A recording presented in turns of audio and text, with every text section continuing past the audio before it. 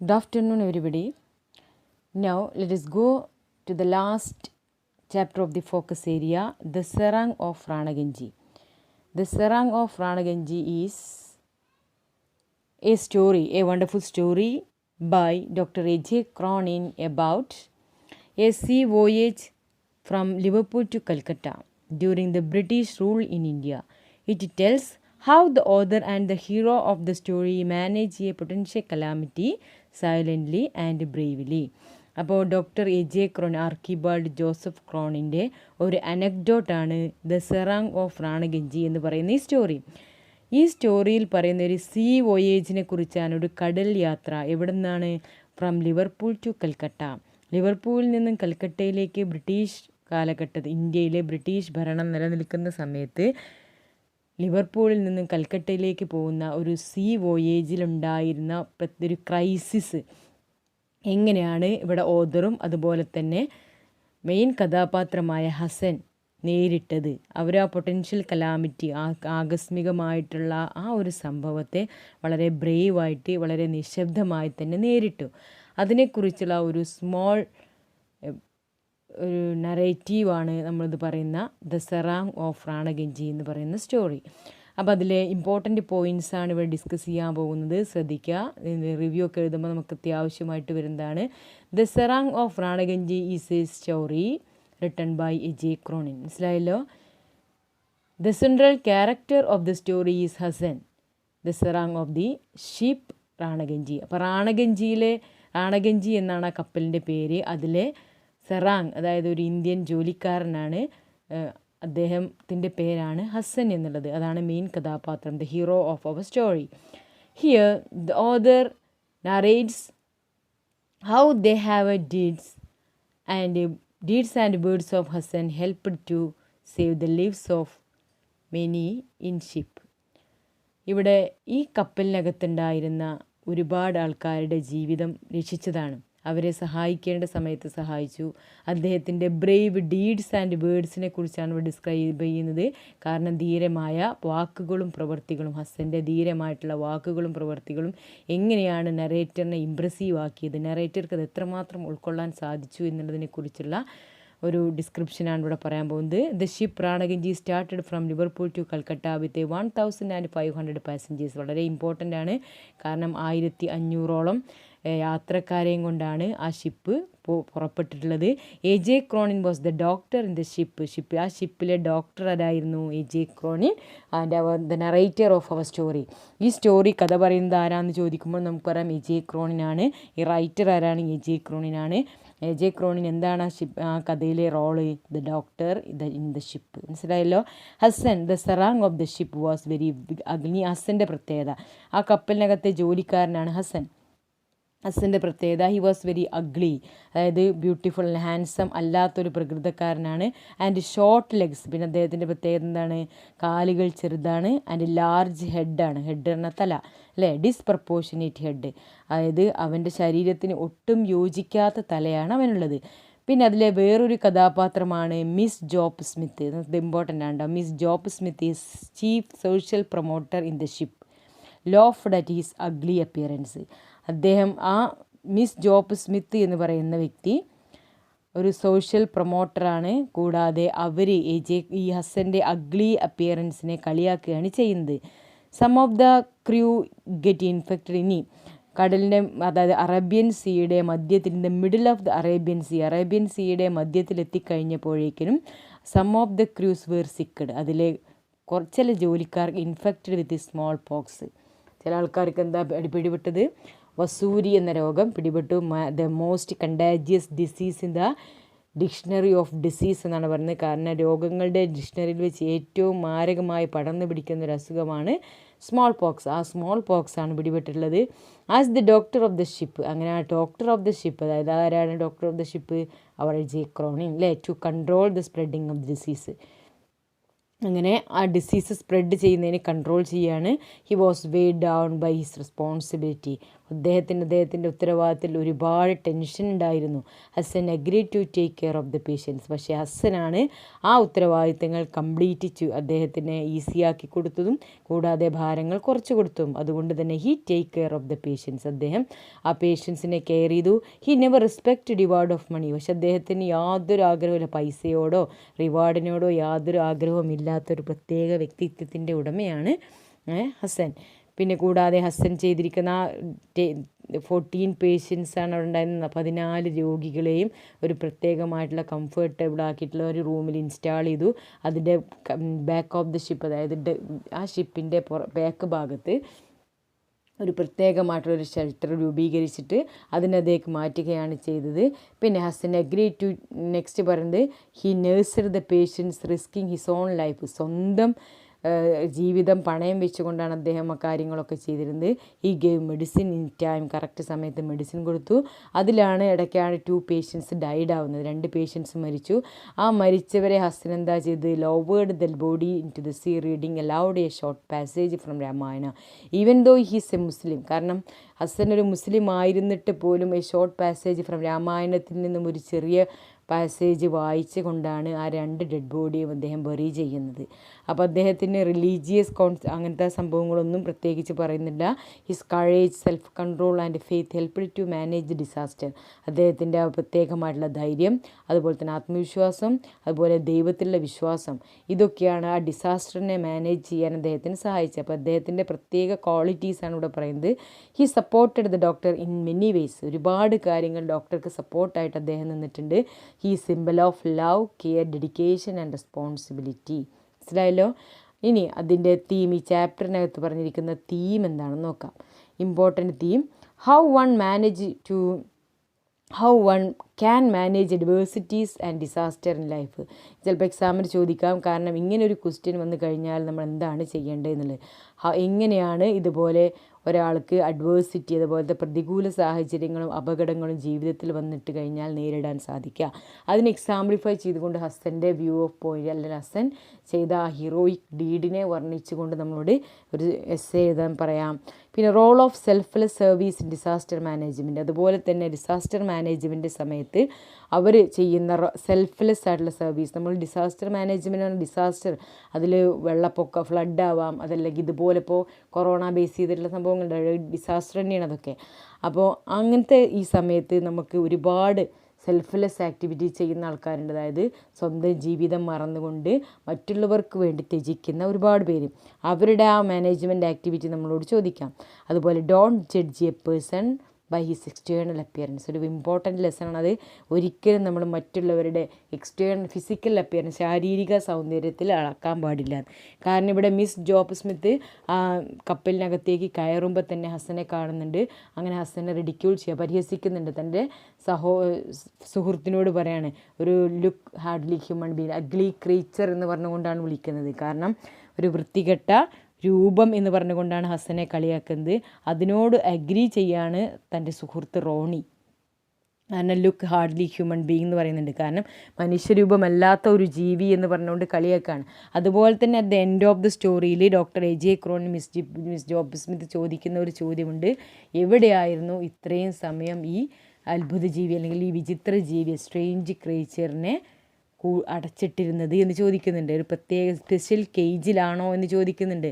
അപ്പോൾ അതിന് തക്കതായിട്ടുള്ള മറുപടിയാണ് എ.ജെ. ക്രോണി കൊടുക്കുന്നത്. സ്പെഷ്യൽ കേജിലാണ്, ബട്ട് ഓൾ ദ ബാക്കിയുള്ള അനിമൽസ് ആർ ഔട്ട്സൈഡ് എന്നാണ്. എല്ലാ അനിമൽസും പുറത്തായിരുന്നു, പക്ഷേ ഈ ഒരു മനുഷ്യൻ മാത്രമേ പ്രത്യേക കൂട്ടിലുണ്ടായിരുന്നു എന്ന് പറയുന്നത്. കാരണം അത്രയ്ക്ക് ഹ്യൂമാനിറ്റി, അതല്ലെങ്കിൽ ഇന്നസെൻസ് നിറഞ്ഞ ഒരു വ്യക്തിയാണ് ആര്? ഹസൻ. അപ്പോൾ ഒരിക്കലും നമ്മൾ ഹസൻ എന്നല്ല ഒരാളുടെയും ഫിസിക്കൽ അപ്പിയറൻസ് നോക്കിയിട്ട് നമുക്ക് ജഡ്ജ് ചെയ്യാൻ സാധിക്കില്ല.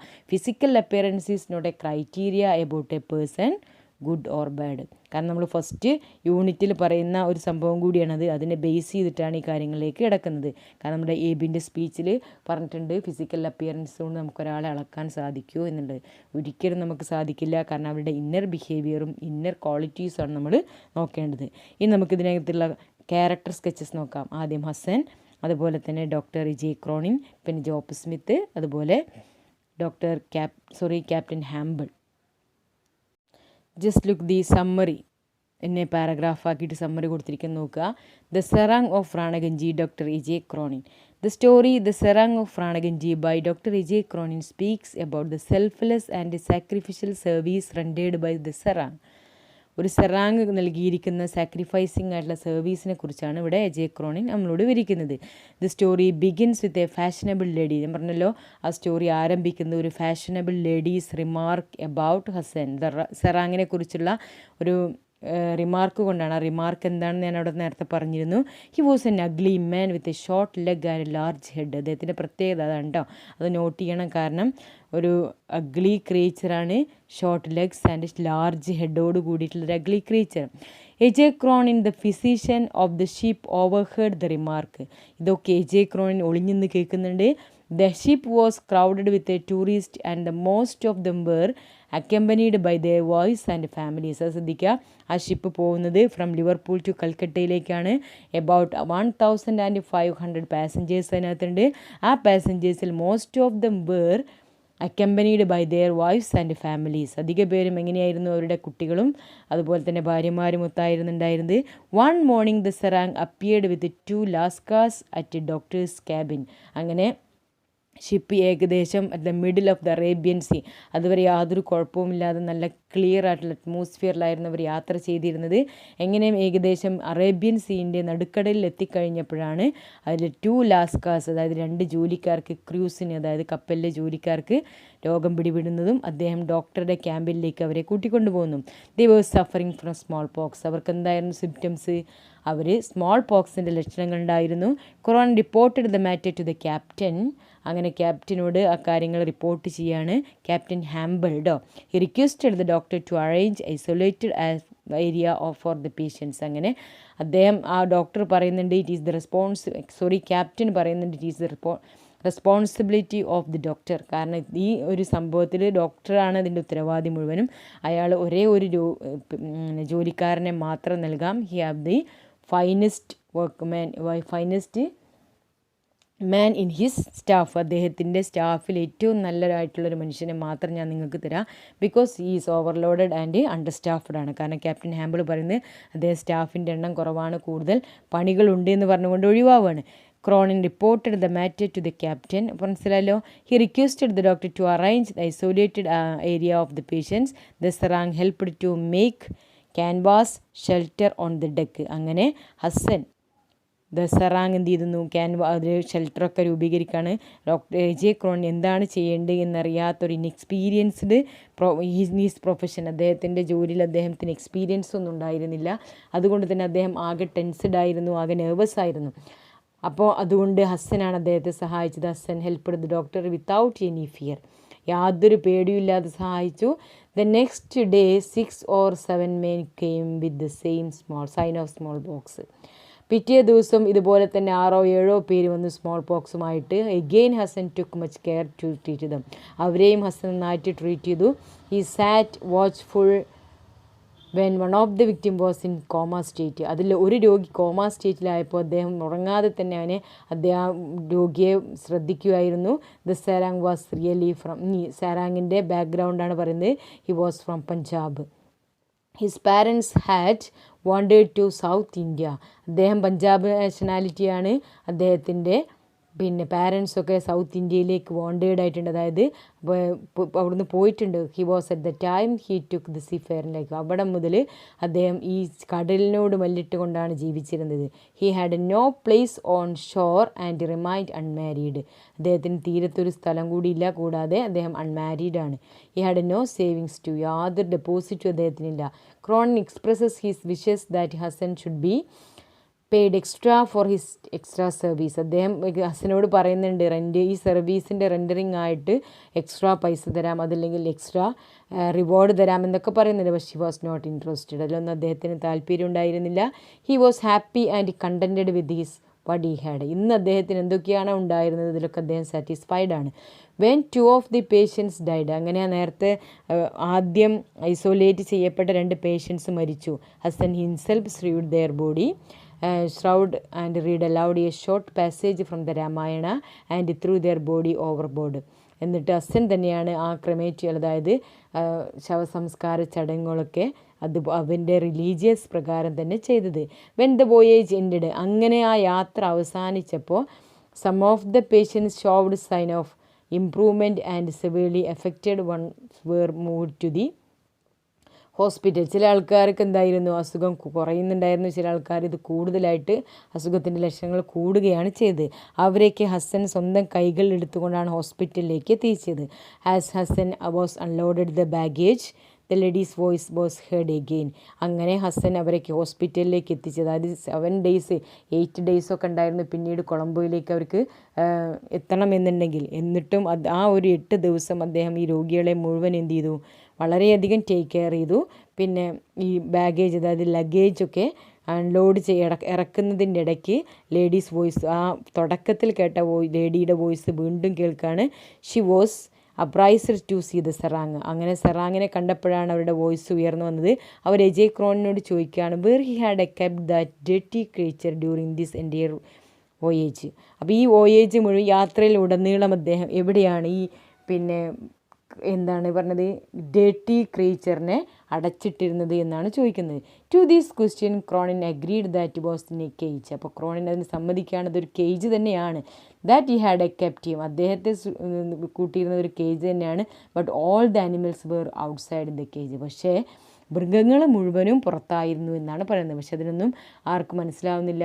ജോബ് സ്മിത്തിന് കാര്യങ്ങൾ ഏകദേശം ഹസനെക്കുറിച്ചുള്ള കാര്യങ്ങൾ മനസ്സിലാവണം എന്നുണ്ടെങ്കിൽ ആ ഷിപ്പിനകത്ത് നടന്നിരിക്കുന്ന പൊട്ടൻഷ്യാലിറ്റി, അതായത് പൊട്ടൻഷ്യൽ ക്രൈസിസിനെ കുറിച്ച് മനസ്സിലാവണം അല്ലേ. ഒരു പ്രത്യേക ആകസ്മികമായിട്ടുണ്ടാകുന്ന ഒരു ക്രൈസിസിൽ എങ്ങനെയാണ് ഹസനും അതുപോലെ തന്നെ എജയ് ക്രോണിനും ഒരു ഹീറോയിക് ഡീഡ് അവിടെ ചെയ്ത് എന്നുള്ളതാണ് അറിയേണ്ടത്. ഓക്കെ, ഇനി ക്യാരക്ടർ സ്കെച്ച് കേട്ടോ. ക്യാരക്ടർ സ്കെച്ച് നോക്കുന്നതിന് മുമ്പ് അതിനകത്ത് ചോദിക്കുന്ന ഷോർട്ട് ആൻസർ ക്വസ്റ്റ്യൻസ് നോക്കാം നമുക്ക്. Look, my dear, did you ever in your life see such an absurdly comic creature? Who is the speaker here? അങ്ങോട്ട് നോക്കാൻ വേണ്ടി പറയുകയാണ്. സച്ച് എൻ അബ്സേർഡ്ലി കോമിക് ക്രീച്ചർ എന്ന് പറയുന്നത് ആരാണെന്ന് നിങ്ങൾക്ക് മനസ്സിലായി. അത്രയും വിഡ്ഢിയായ ഒരു കോമാളിയെ നിങ്ങൾ ഈ ജീവിതത്തിൽ കണ്ടിട്ടുണ്ടോ എന്നാണ് ചോദിക്കുന്നത്. ഇത് ആരായിരിക്കാം ചോദിച്ചിട്ടുണ്ടാവുക. ഇപ്പോൾ ഏകദേശം ഐഡിയ കിട്ടിയാലോ, സ്റ്റോറി മനസ്സിലായപ്പോൾ. മിസ് ജോബ് സ്മിത്ത്, അതായത് ആ ഫാഷനബിൾ ലേഡിയെക്കുറിച്ച് പറഞ്ഞില്ലേ, ഫസ്റ്റ് ക്ലാസ് പാസഞ്ചർ, അവരാണ് ഇത് ചോദിച്ചത്. Whom does he or she refer to? ആരെക്കുറിച്ചാണ് അവർ പറഞ്ഞത്? ഈ കോമിക് ക്രീച്ചർ ഇവിടെ ആരാണ്? നമുക്കറിയാൻ പറ്റും, the hero of our story Hasan അല്ലേ, അതാണ് ഹസൻ എന്ന് പറയുന്നത്. അപ്പോൾ ഇതിൻ്റെ ആൻസറും ഇങ്ങനെയാണ് എക്സാമിന് ചോദ്യം ചോദിക്കുക. കാരണം ഒരു ചെറിയ പാസേജ് തന്നിട്ടുണ്ടാവും, അതിനകത്ത് ആൻസർ ഔട്ട് ഉണ്ടാവുകയില്ല. പക്ഷെ നമുക്ക് എന്ത് ചെയ്യണം, we should know the detail of the story. മനസ്സിലായ? ഇനി അടുത്ത ക്വസ്റ്റ്യൻ നോക്കാം. ഇതേപോലെ തന്നെ next question. Looks hardly human, agreed the man with A superior smile inclines a chap to believe that dear old Darwin was not altogether wrong. Who is the speaker here? അടുത്തതാണ് looks hardly human. കണ്ടാൽ തന്നെ അറിയാം ഒരു മനുഷ്യനെ അല്ല എന്നുള്ളത്. കാരണം നമ്മളുടെ ഡിയർ ഓൾഡ് ഡാർവിനിസം നിങ്ങൾക്കറിയാലോ, ചാൾസ് ഡാർവിൻ്റെ പരിണാമ സിദ്ധാന്തം. അതായത് മനുഷ്യൻ പരിണാമം കൊണ്ടിരിക്കുന്നത് ഏതിൽ നിന്നാണ്? കുരങ്ങിൽ നിന്നാണ് എന്ന് പറയുന്ന ഒരു സിദ്ധാന്തത്തെ സത്യമാക്കിക്കൊണ്ടാണ് ഇവിടെ ഈ ഒരു മനുഷ്യരൂപം ഉണ്ടായിട്ടുള്ളത് എന്നാണ് പറയുന്നത്. ആരാണ് പറയുന്നത് എന്ന് ചോദിക്കുന്നത്.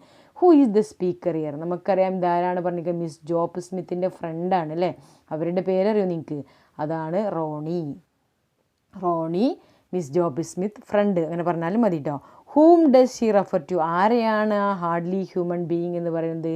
അപ്പോൾ അത് നമുക്കറിയാം, the central character of our story Hasan അല്ലേ. ഹസനെയാണത് ഹാർഡ്ലി ഹ്യൂമൻ എന്ന് ഉദ്ദേശിക്കുന്നത്. ഇനി അടുത്ത ക്വസ്റ്റ്യൻ എന്താണെന്ന് നോക്കാം. Where did you keep him during the entire voyage doctor dear in a special cage? അടുത്ത ക്വസ്റ്റ്യൻ എന്താണ്? എവിടെയാണ് അദ്ദേഹത്തെ യാത്രയിലുടനീളം സൂക്ഷിച്ചിരുന്നത് എന്ന് ചോദിക്കുന്നുണ്ട്. എവിടെയാണ് പൂട്ടിയിട്ടിരുന്നത്? Yes, in a way it was a cage, but it is not a care Miss Job Smith. The animals were all outside. അപ്പോൾ ഇതിനകത്ത് നമുക്കൊരു ക്വസ്റ്റ്യൻ ചോദിക്കാം, ഇതാരാണ് ചോദിച്ചിരിക്കുന്നത്? ആരായി ക്വസ്റ്റ്യൻ ചോദിച്ചിരിക്കുന്നത്? അതാണ് മിസ് ജോബ് സ്മിത്താണ് ചോദ്യം ചോദിച്ചിരിക്കുന്നത്. ആരോടാണ് ചോദിച്ചിരിക്കുന്നത്? ഡോക്ടറോടാണ് ചോദിക്കുന്നത്. ഡോക്ടർ എജയ് ക്രോണിനോടാണ് ചോദിച്ചിരിക്കുന്നത്. ഇനി സ്പെഷ്യൽ കേജിൽ സൂചിക്കാനുള്ള ആ ഹിം ആരാണ്? Who is him here refer to? ഹസനാണ്. അദ്ദേഹത്തെ എന്ന് പറയുന്നത് ഇവിടെ ആരെയാണ്? ഹസൻ. അപ്പോൾ 3 ക്വസ്റ്റ്യൻ്റെ ആൻസറാണ് ഇതിനകത്തുള്ളത്. അപ്പോൾ നിങ്ങൾ പ്രത്യേകം ശ്രദ്ധിക്കുക. ഓക്കെ, ഇനി നെക്സ്റ്റ് ക്വസ്റ്റ്യൻ. ഹസൻ്റെ ക്യാരക്ടർ സ്കെച്ചാണ്. അതിന് മുമ്പ് ഇവിടെ വേറൊരു ക്വസ്റ്റ്യൻ കൂടി ഉണ്ട്, നിങ്ങൾക്കറിയാം. ഇതാ കണ്ടോ, look my dear an absurdly comic creature, who is the comic creature mention here. Question പേപ്പറിൽ നിന്ന് എടുത്ത ക്വസ്റ്റ്യനാണ്. അപ്പോൾ കോമിക് ക്രിയേച്ചർ ആരാണെന്ന് നിങ്ങൾക്ക് മനസ്സിലായല്ലോ, ഹസനാണ്. ഇനി write the character sketch of the comic creature. അങ്ങനെ എക്സാമിന് ചോദിക്കാം, ഹസൻ്റെ ക്യാരക്ടർ സ്കെച്ച് എഴുതാൻ വേണ്ടിയിട്ട് ചോദിക്കുക. അതുപോലെ തന്നെ you are impressed with the service rendered by Hasan, send an email to your friend appreciating him. കാരണം ഹസനെ അപ്രീഷിയേറ്റ് ചെയ്തുകൊണ്ട് നമ്മൾ ഹസനക്ക് ഒരു ഇമെയിൽ, യുവർ ഫ്രണ്ടിനാണ്, സെൻഡ് ചെയ്യാൻ ഇമെയിൽ ടു യുവർ ഫ്രണ്ടാണ്. അപ്പോൾ ഹസൻ്റെ സ്വഭാവ ഗുണങ്ങളെ വർണ്ണിച്ചുകൊണ്ട് നമ്മൾ നമ്മുടെ ഫ്രണ്ടിന് ഒരു ലെറ്റർ അയക്കുകയാണ് വേണ്ടത്. ലെറ്റർ അല്ല, ഇമെയിലാണ് അയക്കേണ്ടത്. അപ്പോൾ എല്ലാ ക്വസ്റ്റ്യൻ പേപ്പറിലും എല്ലാ ചാപ്റ്ററും ബേസ് ചെയ്തിട്ട് നമുക്ക് എന്ത് ചോദിക്കുന്നുണ്ട്, ഇമെയിൽ ചോദിക്കുന്നുണ്ട്. അപ്പോൾ ഇമെയിലിൻ്റെ ഫോർമാറ്റ് എന്ത് ചെയ്യണം, മസ്റ്റായിട്ട് പഠിച്ചിരിക്കണം. ഓക്കെ, ഇനി ക്യാരക്ടർ സ്കെച്ചിലേക്ക് നോക്കാം.